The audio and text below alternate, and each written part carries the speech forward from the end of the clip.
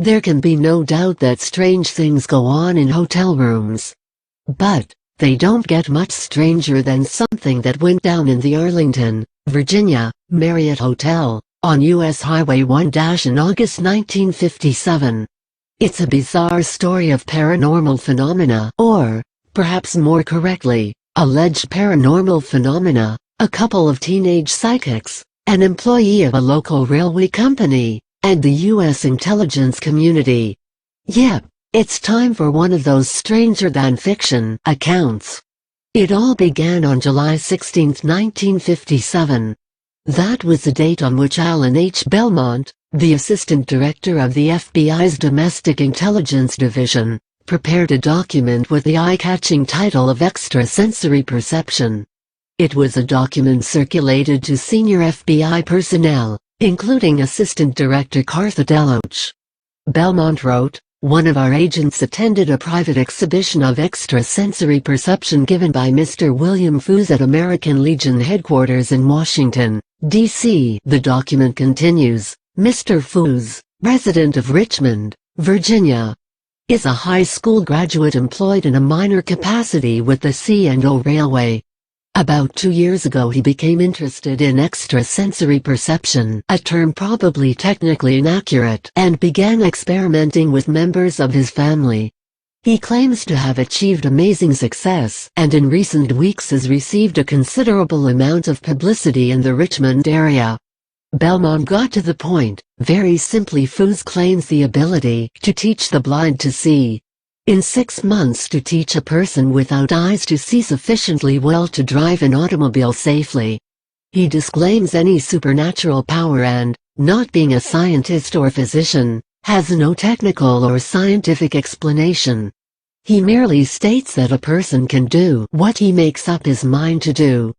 Turning his attention to Foos's family, Belmont said, to illustrate his ability, his daughter, Margaret Foos, about 16-17 years of age, was blindfolded by the observers with pads and an elastic band, thereafter reading, distinguishing color, and moving about the room with complete ease.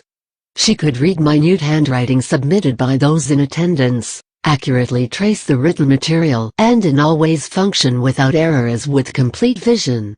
Also contained in the document is the following from Belmont. Foos stated that during one recent public exhibition Margaret had distinguished color balloons at a distance of 400 feet. It's notable that the FBI's interest in Foos's claims was provoked by the intriguing notion that his skills might potentially be used in the world of international espionage. It's also interesting to note that Foos, himself, had given thought to this matter. Belmont wrote, Mr. Foos was questioned as to his ability to teach a person to read an article covered by a pad or to see through a wall. He at the time avoided a direct answer, stating that because of the defense aspects of such a possibility he was not at liberty to discuss it. Note from Nick, italics mine.